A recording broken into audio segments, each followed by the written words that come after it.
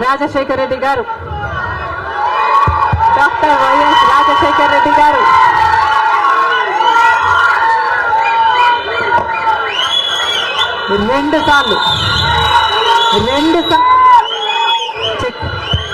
రెండు సార్లు ఇదే పిసిసి పదవిని చేపట్టారు.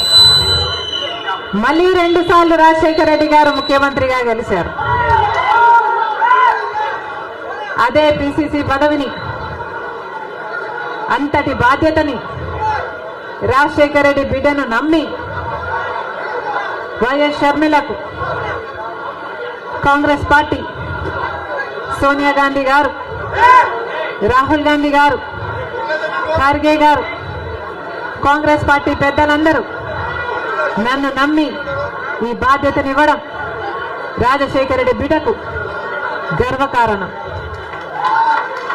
మరొక్కసారి చేతులు జోడించి ఇంత బాధ్యతను, ఇంత నమ్మకాన్ని నా మీద ఉంచినందుకు మరొక్కసారి కృతజ్ఞతలు చెప్పుకుంటుంది రాజశేఖర రెడ్డి బిడ్డ.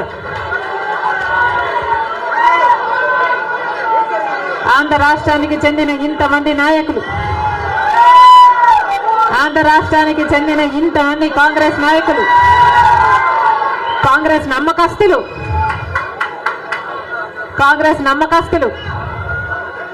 కాంగ్రెస్ పార్టీ ఖాడర్ నా మీద ఎంతో నమ్మకం పెట్టుకున్నారు.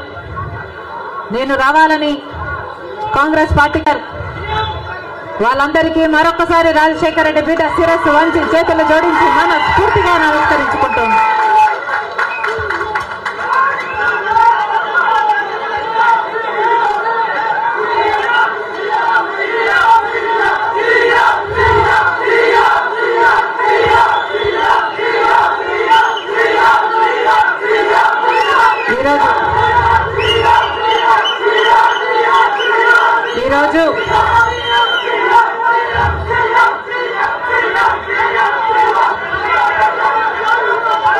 ఈరోజు ఒక్కసారి మీకు తెలియని విషయం కాదు, మీడియాకు తెలియని విషయం కాదు, ప్రజలకు తెలియని విషయం కాదు, కానీ గత 5 సంవత్సరాలుగా ఆంధ్ర రాష్ట్రంలో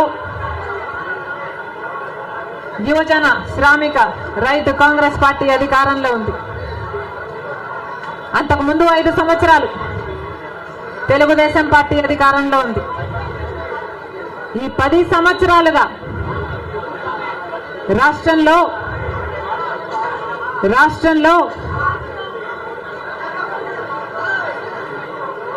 అభివృద్ధి జరిగిందా అంటే ఏమిటి సమాధానం? మన రాష్ట్రం ఏర్పడే నాటికి మన రాష్ట్రానికి ఉన్న అప్పులు 1,00,000 కోట్లు.